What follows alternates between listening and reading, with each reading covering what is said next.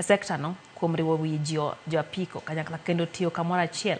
Jakom mar jo apiko malego Usonga Polo Wino Olik lero ni gin kod chenro mar keto lokruok e sekta mar apiko e thuolo mar higa achiel mabiro. Maneno ni jokanyo duto ngimagi margi olokore ahinya to e yor uchumi. Wechegi kod jo apiko mamoko mopako kwe kind jo apiko kata mana e kinde mane gitimo yiero maggi. Jo apiko go singo matiyo kanyakla kod jotendgi ma oyier maneno ni gidongore kanyachiel.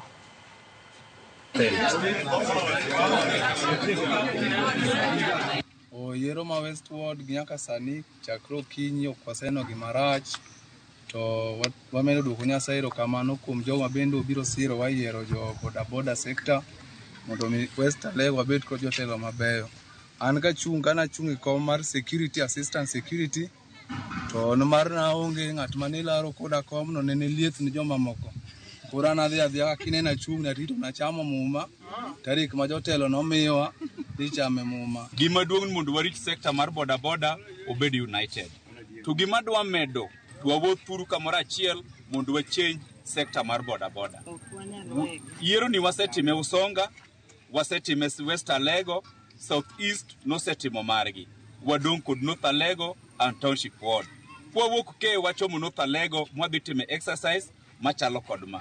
An gadier the next 1 year mabiro boda sector ok dhi bedo gi machal kama.